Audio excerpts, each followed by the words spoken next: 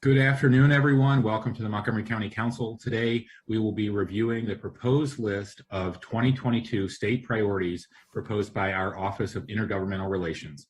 Each year, in advance of the General Assembly session that starts in January, the County Council and the County Executive prepare a list of state legislative priorities for our state delegation. And this list is also available on OIR's website.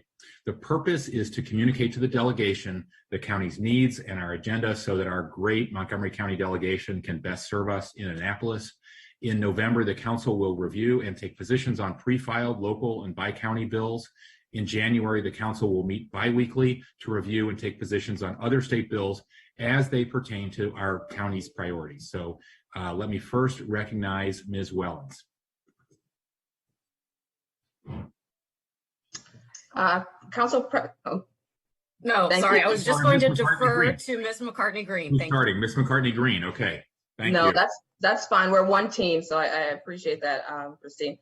So thank you, Council President Hucker, and a good afternoon to council members. As Council President just acknowledged, we're here today to review our state legislative program that every year we meaning the council and the county executive, agree to a state legislative priority list. And our staff, council staff, has been working with Melanie Wegner and her team, and we received a memo detailing about 11 different priority lists. So today we're going to take the opportunity to go through each of them and have Melanie and her team detailed any descriptions concerning the list, and any comments or feedback from the council members. We'd appreciate that so we can take that into consideration. Please keep in mind that council staff has also reviewed the priority list and have made some amendments. So in the staff report, in that chart, in that second column, you'll see some red text there, and those are the amendments that council staff has recommended. So essentially, like I mentioned, the purpose is to review, get feedback. If we do get through enough, maybe we can, the council can decide to agree or approve, or we can tentatively approve some of the priority lists today. Melanie, I'm going to turn it over to you and just stand in for any amendments that we have for each of the priority lists. Okay, thank you. So let me just tell you very quickly how this list was developed. We did go back and look at the consensus list from last year, and we left on the list that we're submitting to you some of the items that were on last year that were potentially important and still relevant, but there are additions as well because things change in the last year. One thing that we thought was still kind of paramountly important was the issue of COVID-19 relief and economic recovery, and we did highlight that as the first item on the list. And Ms. McCartney-Green, I don't know if you would like me to go through, and then if the council staff has comments you want to highlight that, or how you would like to proceed. I'm sorry, I was muted. I'm happy to go through it and notate the amendments. So I can do that very quickly, Melanie. If there's questions, if you can answer as a follow-up, that would be helpful. But I can go ahead and do that. Okay. Sure. Okay, so as mentioned, the first priority is COVID-19 relief and economic resilience, and I'm on page 2 of the staff report just to make sure everyone's on the same page. And essentially, this is supporting ongoing COVID-19 relief and economic resilience programs, including those that enhance the county's goals regarding racial equity and social justice, public health, emergency response, housing support, eviction diversion, childcare, broadband, and an inclusive and sustainable local economy. Council staff agrees with this priority and had no amendments to that. Open for discussions or anything else that the council members may want to include. Well, Ms. McCartney-Green or Mel, can you share any more details on that? We're all familiar with the Relief Act that the governor, after a lot of pushing by many of us, put forward, and the House and Senate improved. Is he proposing something in addition in each of these areas, and is the leadership proposing something? Because obviously this is a statewide priority. So I think I can respond briefly to that. Yes, the governor has laid out 5 priorities for how he would like to spend the surplus that the state has. And some of them, are depending on how you would view them, responsive to this type of a very broad type of priority. I have not, I don't know, the leadership has commented in the press about those 5 priorities that he's established, but I don't have any insights into how they might counter or what they might do during the session.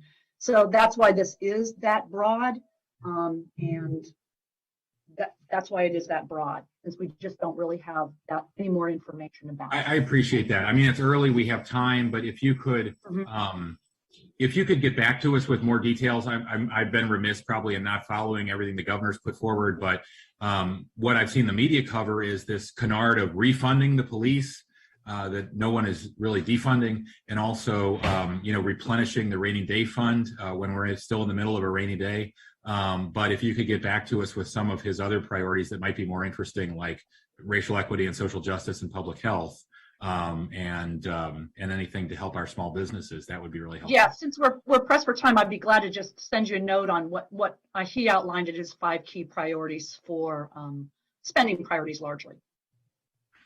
Yeah, that, and if there's enough detail, I mean, you might have to talk to the governor's staff about where they're really going here and what the leadership is interested in. I'd be particularly interested in what Speaker Jones and President Ferguson and the right committee chairs are interested in as well. What's likely to happen, I think, is my guess is what my colleagues are interested in, because there's a lot of overlap with our priorities here, but the stuff the governor has been talking about publicly, I haven't seen it yet. So I think we're all interested in what we can do on public health and small business support in particular, and probably other things. Thanks. And colleagues could chime in, but I'm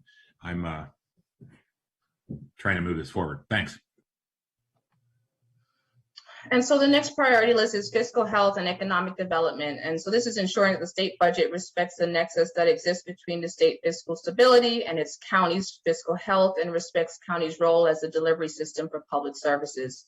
Also supporting initiatives for local economic development and small businesses established by the Workforce Montgomery and the Montgomery County Economic Development. Specifically supporting overriding the vetoes of Senate Bill 199, House Bill 114. That's the Transit Safety and Investment Act, which, in addition to mandating additional financial support for the Maryland Transit, established the Purple Line Construction Grant Program to provide fundings to qualified business that suffered revenue losses as a result of the construction of the Purple Line. And then lastly, also supporting initiatives to expand affordable housing, including funding to construct new affordable housing units and to preserve and rehabilitate existing affordable housing units. Council staff reviewed this priority and also wanted to make an amendment by adding supporting the allocation of a 9% low-income housing tax credits for the county. So that was our recommendation from council staff. If there are no objections to that, we would like to include that as a part of that. I don't see any objections, and we've long supported the support for the businesses that suffered revenue losses due to the Purple Line. Many of them are out of business due to this delay, so I'm sure we're still in that posture. I would like to just add one note. Oh, go ahead. Councilmember Glass, you want to jump in? I was nodding along. Was that a thumbs up? Okay. All right. Yes, Melanie, sorry.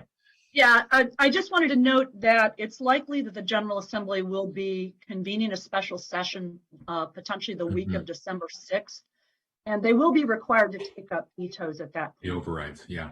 Right. So they have, they're one shot. So there's another override recommendation on the priorities list. I just want you to know that while they will still be pending, that the priorities here on November 15th, they will be addressed or not addressed in that December session. Right. Well, I think this will be an uncontroversial party line vote, but is everybody comfortable overriding the veto of House Bill 114, the Transit Safety and Investment Act? Great. Thank you. Okay, back to you. Moving along, so the next priority is transportation, ensuring a fair and equitable allocation to the county of anticipated historic increases in federal transportation funding that flow through the state, and supporting efforts to enhance collaboration with the state and federal partners to develop and implement a modern transportation system to address the region's current and future needs. Essentially assuring that the P3 strategy to expand 495 and I-270 is in the best interest of Maryland taxpayers, and that the project includes improvement of I-270 Phase North and I-270, I-295 Phase South advances. And this is with state support for public transport in all phases. Also securing the future of the Purple Line project and providing financial support and ensuring administrative cooperation as well. And I may have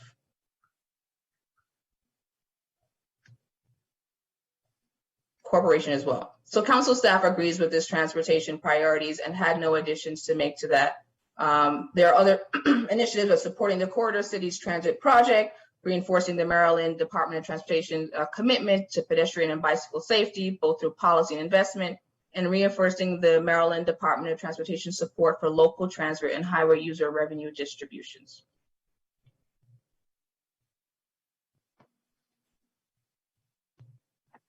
Open for any comments or amendments or feedback. Colleagues, Councilmember Reamer. I regret that I'm just getting up to speed on this bill, but what does this do? It just sounded like an affirmation of principles or something. Can you explain it again? Are you talking, Councilmember, about the first bullet under transportation, possibly? Yes. Oh, this is this in the priorities letter, or is this legislation that we're?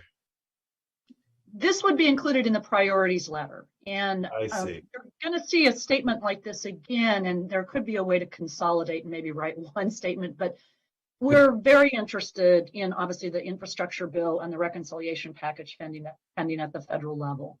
And we know a lot of everything that will be coming through those two pieces of legislation is likely going to come through the state. And Right. we thought we want to make sure that we, put a firm, a thumbprint right now that this is going to happen, and we expect a fair share to the county out of those two pieces of legislation. And to be clear, the priority letter that goes before the session to our Montgomery County delegation, not the priorities letter on transportation that goes to MDOT. Right. Right? Yes. Right. I know, just being clear for the public. And I would just suggest, Councilmember Reamer brought up the first paragraph, but the second paragraph, I think knowing the variety of opinions among our colleagues, we might want to see the details on that. I might suggest pulling the whole P3 thing out because there's a variety of opinions on that, and might be more interest on that compared to just, I think we're all for getting as much public federal support as possible for transportation. And again, this is a fairly lengthy list, so if there's a need to, hone it in a little bit, we're glad to work with staff to do that. So again, this is a letter to the federal government? No, to the state delegation. About our federal priorities. About our state priorities, but because the federal funding will be passed through the state, we want to indicate support for the state vigorously, expeditiously passing the maximum amount of federal money to Montgomery County. Got it. Well, I would recommend we not make a decision right now on this one and, get a little chance to chew on it. So I think I understand now. Appreciate that. You want to hold the whole transportation thing? Yeah, I would recommend that we do that. What was drafted looked fine to me. We're going to have to come back to a future thing. So if there's no objection, we could just come back to transportation at the next meeting. Thanks. Yes, Councilmember Rick Katz. Thank you, Council President. I don't object to holding up the letter, but I do want it to be known that I agree with what you said about taking out the P3 part. Okay. I think that is something that we should not have in this letter because it is, there again, we have a split amongst our own council, but I think it is that controversial. Thank you. Right. Okay. No, I agree with you. There's plenty of things we agree on, like the need for good fiscal review by the treasurer's office and things we might not. So yeah, we want to spend a little more time on that. Okay. In any case, there won't be a letter forwarded after this meeting because I think we're not going to get there in an hour before the two committees have to meet at 1:30, but that's fine. It's still October. People are still playing baseball. So that's fine, Council President. So we'll take that noted. I just want to make sure the council is aware that there's a November 15 deadline. So we'll work towards meeting that deadline, but we'll give ample time to parse it out. And you'll notice that the continuing priorities are still a little bit broad, so it's helpful if we could narrow them down or at least make it a lot more digestible of what will be on that list. Thank you. Everybody heard Ms. McCartney-Green. We have 3 weeks to nail this down, right, colleagues? Okay, thank you. And so the next priority is education, continuing to implement the blueprint for the Maryland's future in a manner that maintains the state commitment to early childhood education, high quality and diverse teachers and leaders, college and career pathways, more resources to ensure success for all students, and governance and accountability, and ensures a fair and equitable allocation of funding to support students and families served by the county school systems, including funding that helps address, and I'm going to read the amendment that council staff has put in there, address racial and social inequities in learning exposed by the COVID-19 pandemic. And so I'll stop there, but that was an amendment to include that language in there. And then I'll continue reading on page 5, supporting reasonable modifications to state policies that are currently contributing to state financial participation rates in public school construction projects in Montgomery County and other counties that are well below the state's maximum public school construction cost share percentages. And then lastly, for Montgomery College, obtaining $3.9 million in fiscal 2023 for construction of the Catherine and Isaiah Leggett Math Science Building, and $5 million in fiscal 2023 for the renovation of the Tacoma Park Silver Spring Resource Center. If there are any feedback or comments, or council members agree with the amendment to include racial and social inequities for exposed in schools. Sounds good to me. Mr. Chairman, you're good? That's great. And Madam Chair, you're good with the child care? Great. Okay. Perfect. Moving on to Thank you. elections.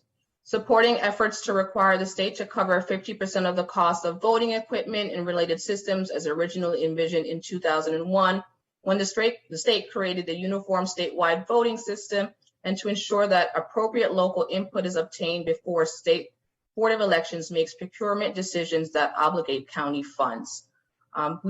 Council staff did have an amendment here that we should support legislation to permit the earlier canvassing of absentee ballots to more effectively manage the volume of ballots. Just one quick comment. We do know that on the early canvassing that there will be legislation introduced this year on that topic. But it's also totally appropriate to add it if the desire is there to do so. I'm glad the state, I don't know, the state's in charge of elections. I don't know why the state only covers 50% of the cost of voting equipment, but are we comfortable with their formulas? I mean, every election that I've been paying attention to in Montgomery County, at least in certain areas of the county, we have long lines and not enough voting equipment. And in the last 3 I can think of, I'm calling members of the Board of Elections to bring additional machines that were in a closet somewhere over to East County or Silver Spring or somewhere else where machines are failing, even though they have 4 years to prepare for that day. So are we comfortable with the formulas they have, that the funding that is represented by them produces enough functional contemporary equipment, or do they need additional funding to avoid the problems we've had in the recent past? I'd like to talk about that a little bit, since the GO committee is the committee of jurisdiction. Thank There's you. no doubt that since I've been chairing that committee, every single time we're approaching an election, we have to, kind of engage in that dance where we end up putting even more funding for an entire array of issues, not just the machines, et cetera, but things like outreach and things of that nature. And I don't believe that it has, kept up with the growth necessarily. It would be nice to include some language that kind of, refers to that, just so that it could be something that perhaps can be examined. But there's definitely, I think, as you have just brought up, Council President, a need to voice that. We should not have to continually be the ones to initiate and find additional funding and respond to something that is so clearly needs to also be addressed by the state. So I would support if we could include some kind of language that makes reference to that. Thank you. And given what's happening around the country and also in Maryland, shouldn't we be broadly supporting any kind of efforts to make it easier to vote and remove barriers to voting that not only continue to exist or continually thrown up due to a recent, national campaign to support them?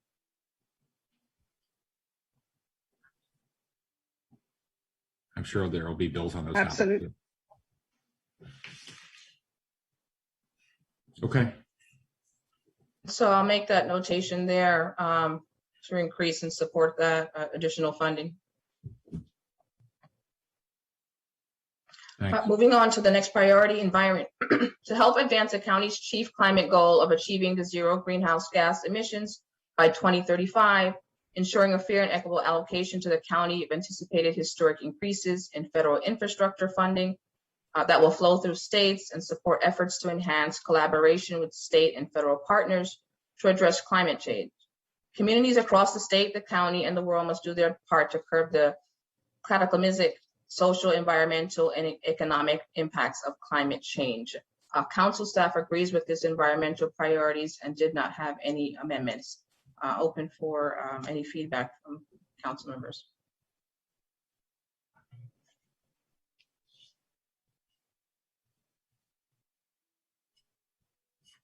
Colleagues. I mean, like many of these, I have no objection to what's there. There are going to be multiple climate bills. We made, very little progress and got hung up at the last second last year. I think there's a lot of room here to add more detail about some of the key bills in various areas that'll be offered in Annapolis and that have been stuck. Yes, I know that, I think that Council President Hucker, I think that you've even mentioned, the tier 1 renewable issues and some of these things that we know will come back up this session. They've come back up in the past. And it's a matter of, if there are a lot of separate pieces of legislation or a comprehensive piece of legislation like last year, but we know that there will be significant activity in this area come January. Right. I agree. I'm looking forward to more detail. Nobody would object to what you have here, but it just doesn't say very much in terms of like what we're actually supporting. Yeah. We're glad to make any types of revisions you'd suggest, but we left it broad. Right. Councilmember Friedson. Yeah, just to that point, again, I share the same views. There's nothing in here that I necessarily disagree with. But I think in certain cases, we're supporting specific bills. In certain cases, we have, a broad overreaching, priority of, what we would like to see. And then I guess the thought process is we will take up the bills that follow in that category. This is already pretty exhaustive for a priorities list. 11 huge overarching priority areas is fairly difficult to articulate in a cohesive way. So I just think we need this is always a constant struggle we have every year.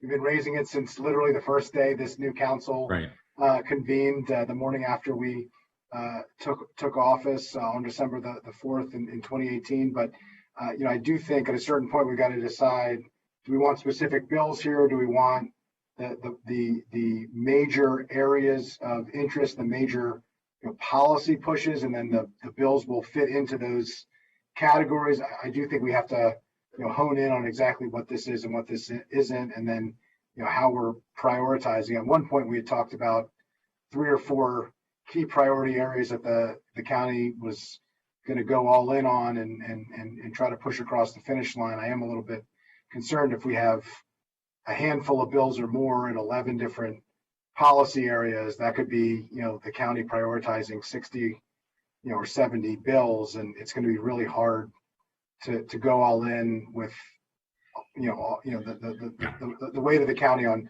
that. So I just think as we move forward on this, we ought to really think about that, decide how we, what we want this to do, what we want to accomplish here, what we want to focus on, and then, determine how best to move it forward. So I just, it's not specific to any individual bill that's referenced here, any individual policy area, but I think at an overarching, point of view, I think we got to make that decision. I totally agree. And I think there's no such thing as prioritizing 60 or 70 bills. We have limited staff, we have limited attention. We almost maybe shouldn't call this a, priorities letter. As we saw earlier, it's sort of confusing given that we have a priorities letter to the Department of Transportation every couple of years. Maybe it's just a sort of a letter of support or a letter of Montgomery County. I don't know. I'll let you wordsmith it. But I think we need a different discussion that Mel, you should lead about how you allocate staff resources to these things. If our delegation chairs were here, they would say, you know what? We don't need you to tell us that you're for climate change legislation. We don't need you to tell us that you're for getting funding from the federal government to Montgomery County. We know. It's helpful to us to know if you're for this particular controversial bill. And so, I think we should probably move through this, indicate our support for these high level things, and then we're going to have to spend more time on individual bills and then decide how to prioritize them the way we did with the CCE bill last year. That's just my suggestion. And the real discussion is around how to allocate staff resources, not just sort of what we're for, because we're largely, I think, for the same things that benefit the county, especially funding. Councilmember Navarro. Can I say that I don't disagree with what you just said, but I thought that we had already kind of litigated how we were going to conduct state ledge. And I feel like now we're going back to having a conversation about how we're going to conduct state ledge. So it would be nice to review the agreement that we, had in terms of the council and along with Melanie and staff about how we're going to proceed. Because if not, it's going to become very difficult every single session for us to then go back to the drawing board about what it is that we're doing. But I do agree that if these are going to be overarching priorities, perhaps that's what we should, signal. And then staff, of course, help us once everything gets moving, understand and identify and prioritize bills that fall within these broad, categories that we are endorsing. But certainly this council member would like it if everybody got on the same page about how we're going to conduct state ledge, given that we spent so much, time discussing all of this. That's a good reminder. Do you want that Mel to review where we landed on that approach now or at a future meeting?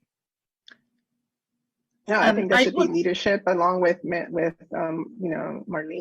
and our staff and Melanie, so that when we get into our rhythm of state ledge sessions, then everybody is on the same page. I don't think that we should be spending this time.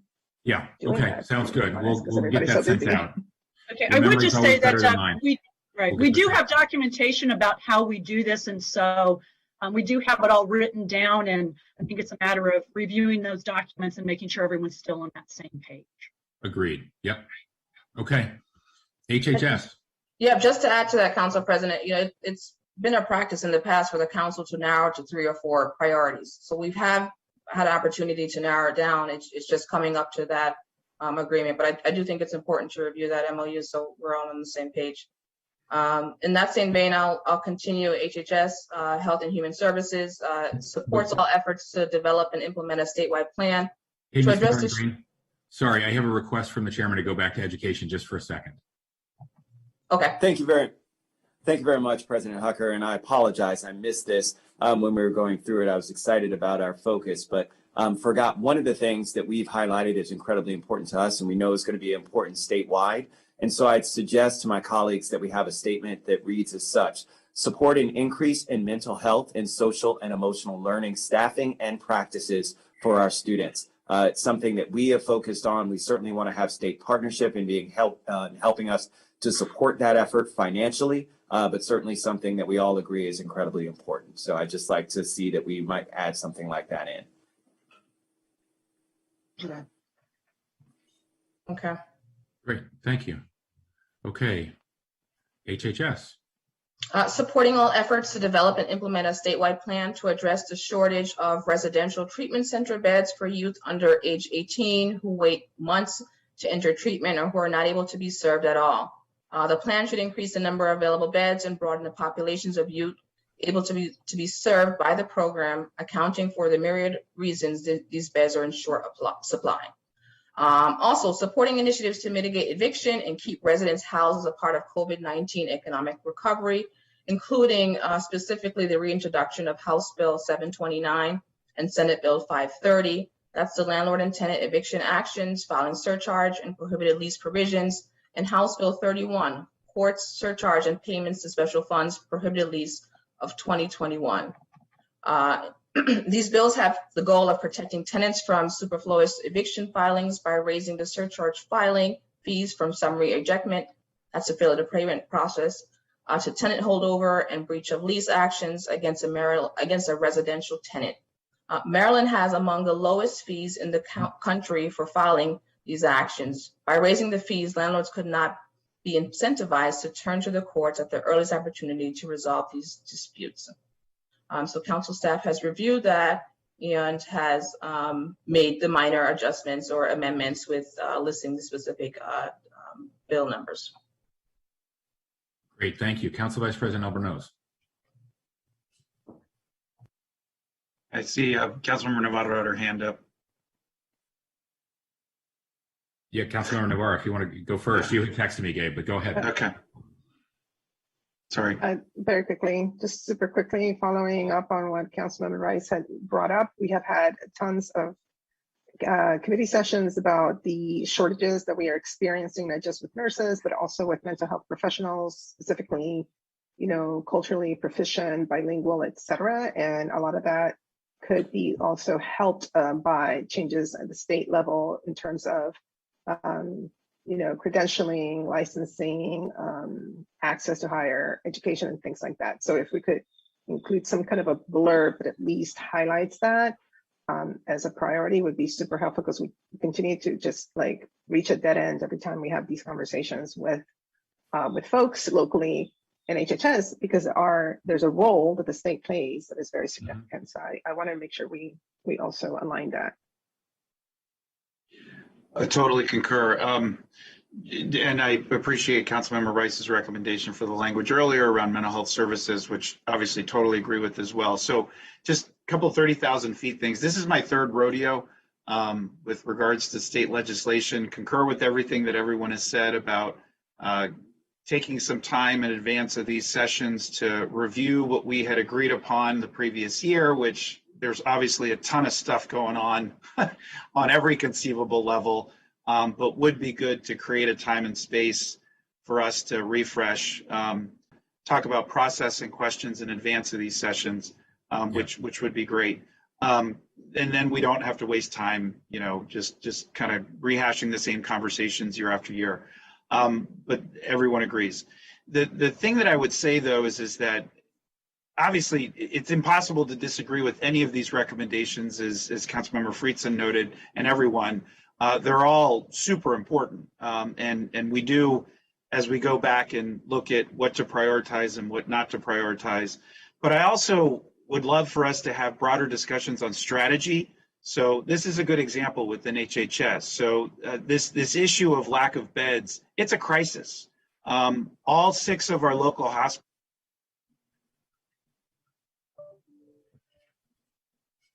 Sorry, technical difficulties. All 6 of our hospitals right now are at capacity in terms of emergency rooms at alarming rates up and down over the course of a week, and having to issue code yellows because of the amount of need that they're seeing. And it's because these cases are backing up. And so this is the crisis. I mean, it's a significant issue on a lot of different levels. And I think issuing a statement is important, and listing this as a priority is critical. But I'd love, and maybe this should be done at the committee level, and I'm happy to help facilitate this in partnership with you and your great team, Mel. And I know HHS and Dr. Kroll have discussed this, and there are meetings going on at the statewide level within the Department of Health and Human Services. But this is the kind of thing that I think needs to raise in its profile. And so not only listing it as a priority, but really rolling up our sleeves and seeing what we need to do from a policy level, an advocacy level, and as well as a partnership level, because this is an issue for every jurisdiction across the state right now. And so I failed to mention this when we had our briefing with Naco last week, which I meant to and just didn't get a chance to. But there are many other examples, but this is an urgent need before us right now, not something aspirational, but with significant consequences if we don't get it right. And there's a fiscal impact to it. There's a policy impact to it. There's a lot that would need to be unpacked for us to be able to do this well. But I'd love to, as a next step, what more can we do to really, truly get this off the ground and get it moving? And those are just some initial thoughts on this specific issue. I don't know, Mel, if you have reactions, thoughts, or suggestions. Well, I do. I mean, I think that we should sit down and something that's this urgent, try and find that base of friends, try and not make it about one subdivision, but make it about all the subdivisions. This is something that Naco is particularly well suited, with their affiliate that does this, and have direct conversations that are structured and organized and pervasive to not just one delegation, but people who share exactly the same goal here, have them do it with their, contacts, find associations, because this is not a new issue, and it seems to be a very urgent issue. Mm-hmm. So I think, we should sit down and have that conversation and chart out a course that is, a broad grassroots type of a course. Great. And I'm willing to invest some staff time into this, obviously, because it is really important, and for us to be able to collaborate and partner with the executive branch as well. Right. So I think, creating a time and place as a follow-up to this on how to advance this would be really cool. And I'd be happy to help work on that, working with you, Mel, and I'll reach out to Dr. Kroll as well and see what we can do. Right, and I would assume it would go, it's not just Beyond County, it's, Maryland Hospital Association and some of the other more major, high profile players. So. And identifying folks within the delegation who, they're all going to be interested in this issue, as they would all of these issues, but some for a variety of reasons are in better positions than others to focus on specific issues. And so as we identify, I'd love some help identifying folks that may want to work with us on this at the state level. Okay, well, we'll just take this offline. We'll try and book a slot together and talk through how we'd like to proceed. Awesome, thanks.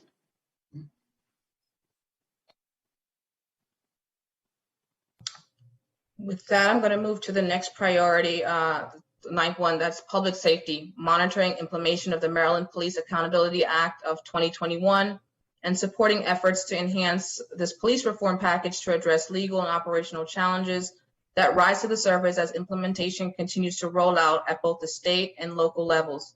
Supporting efforts to reimagine how public health agencies and other social service resources can best support public safety functions, including expanding efforts to integrate behavioral health supports with law enforcement efforts. Council staff reviewed the priority and did not have any other addition or amendments to it. Okay. Councilmember Katz gives a thumbs up. Yeah, I'm fine with it. This is motherhood and apple pie. This is fine. Yeah. Right. Okay. Great. Okay. Moving on to our next priority is the broadband accessibility and affordability. Could I just, I'm sorry, I meant to.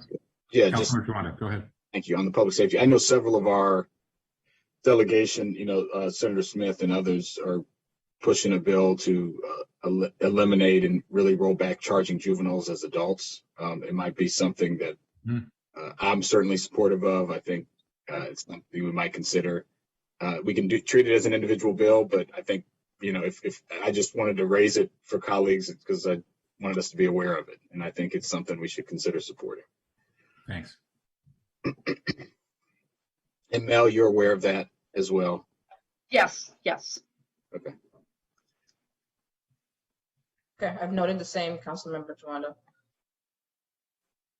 Proceeding on with the broadband accessibility and affordability, supporting state initiatives and enabling local initiatives to expand broadband accessibility and affordability, with particular attention to programs and funding that ensure that urban areas are eligible to receive funding for broadband infrastructure, as well as digital inclusion training and device programs.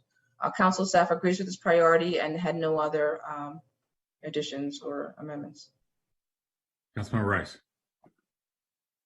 Thank you very much, Mr. President. I actually have sent to all of you, including Mel and Ludine, some of the synopsis of the Naco Broadband Task Force report, in which it highlights, and it's just 6 different topic areas. We could actually still consolidate it into a paragraph, but did just want to make sure, because one of the things that's not in there is data, and that data really needs to be a part of the solution, and there are a couple others that are in there as well. So I would just ask that we kind of try and retool this based on making sure that we're hitting on all the principles that we've advocated in support of nationally, that we're asking the federal government as well as the state government to make sure that they're supporting local communities throughout the country on. So I would just ask that we try and incorporate some of those points. Sure. And we can come back to that.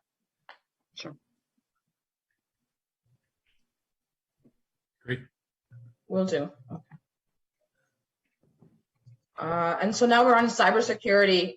So that's supporting funding for cybersecurity programs that enhance the county's ability to address cybersecurity threats, and opposing the imposition of overly burdensome administrative requirements on local cybersecurity officials that divert resources from necessary cybersecurity efforts. Council staff also agrees with this priority and had no other amendments to it. Don't know if there's any other comments. I think we're good. Okay. And so lastly, this is ending with our local authority. So retaining the county's broad home rule authority to ensure that the county is not preempted from enacting or enforcing its own local laws. Some examples include potential restrictions on local authority regarding control of public right-of-way, sitting on small cell facilities, licensing of electricians, sitting of large-scale solar farms, carrying out bag tax and excise tax on electronic smoking devices. In addition, expanding the county's authority and flexibility to enact local legislation when necessary to address county priorities that are not fully addressed at the state level. And this includes county flexibility to raise revenue and have local control for property tax classification. Lastly, under this category, supporting overriding the veto of Senate Bill 133 and House Bill 319. That's a Local Tax Relief for Working Families Act, which authorized local governments to impose the county income tax on a bracket base to allow for greater progressivity in county income tax systems. Council staff had no other amendments to that priority and agrees with it.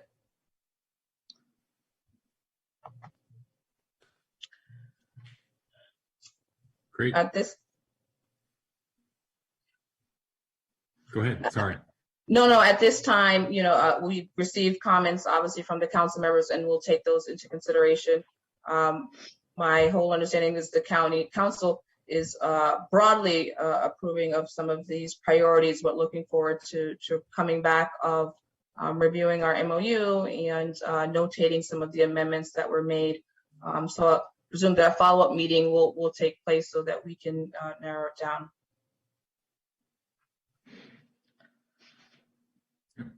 Well, Yep. Yeah, there's something I would like to add too, that we have some unique opportunities that we've not had before on the capital side this year. We all know that the state is sitting on a substantial surplus, of which one of the safest things to do with one-time very large surpluses is to spend it on one-time expenditures like capital. In addition, we've had some leadership changes in the delegation. And currently, this is, I think, since I've been in the county, this has never happened. The Senate Budget and Tax Capital Budget Subcommittee Chair does hail from Montgomery County. So I'm in the process of putting together a capital list that I'd like to share with you as soon as I get it. And it might be something that we may want to amend on to the priorities list, depending on what you all think of it and additions that you have for it. So because again, I do believe that it is a, we potentially have a unique opportunity. It's also an election year. So I think we would not want to squander any opportunity we had to address a lot of some of our capital needs. Yep. Okay. Colleagues, any other comments? Councilmember Joanna. Just one comment. Mel, that's great news. You have a wonderful way of saying it, and you don't get too high or too low, but that's excellent news about the capital budget. So thank you. I just wanted to note to Councilmember Albanaz, and I think Councilmember Navarro mentioned this. No, she did mention this. We had an HHS ENC, I think it was, meeting about the culturally proficient counselors, for example, and we asked HHS at that meeting to come back to us with what are the legislative changes that need to be made, so that we can get them on the priorities list. Now, I know we're going to add a general sentence about that, but I think you need to be, Melanie, and your team integrated into those. I haven't heard back yet. Maybe the chairs have heard about it, but of specific, so we can get to our legislative delegation, to our state delegation, and say, here's a specific change on the on the credentialing, for example. So I just want to make sure we don't lose this window, to your point of not losing opportunities to try to get some of those things in. And I just wanted to mention it for the benefit of everybody here. Right. I know that there's going to be kind of an internal staffing meeting take place about this issue because it's come up before where, in all types of shortages we've had where we've had opportunities and licensure requirements have stood in the way of being able to include new players, into the system that are more appropriate than some of the players we have. We have a variety of things going on, including an issue with daycare providers and Social Security numbers. So we have on the books, I'm just not sure when it is, an internal meeting to start to identify it's this, and it's this, and it's this, and what has happened what has happened so far, what have been the impediments to change, and how can we move forward? Okay. All right. I appreciate that. Please keep us posted. Mr. President, just to follow up as well, I think this was one of those points that we discussed during one of the retreats we had in 2019, which was to have, analysts that staff our different committees kind of keep track of these types of follow-ups so that when these moments arrive, then that has been communicated to Melanie. And then, because it's very difficult for us to remember at every single committee what we've said in terms of, hey, this was definitely a state issue, let's follow up. The tax ID number for childcare providers has been an ongoing issue. They made a change and that created a lot of issues. But I would just like to, request for you, Mr. President and Mr. Vice President, that become part of the review when you do agenda setting to see if that protocol has been followed so that we don't miss these windows of opportunities that are so important to Councilmember Joanna's point. Thank you.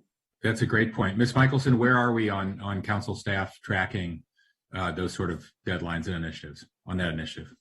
Yes, it is exactly something that we've talked about too. And we have, as you know, a new, stronger team of people working on state legislation this year. That is one of our goals, is to make sure that we are trying to be more proactive and strategic than we have in the past by identifying opportunities and following up. So we will be doing that. If you could maybe charge each lead staff person for each committee with submitting to us like a chart of relevant deadlines in state legislation. We've seen a couple I think we've missed in county law recently, especially the county executive's vaccination plan, or vaccination and testing plan recently was missed. So I'm sure there are upcoming deadlines in state legislation that all the chairs would like to be apprised of. So if each one could be sent, a chart in a organized overarching memo, that would be really helpful, I think, to all of us. Great. We will follow up on that. Thanks. Ms. Winger, Ms. McCartney-Green, anything else for today? Colleagues, anybody else want to get in? Okay. All right, with 4 minutes to go. See many of you back in committee. Talk to you soon. Thank you. Thank you.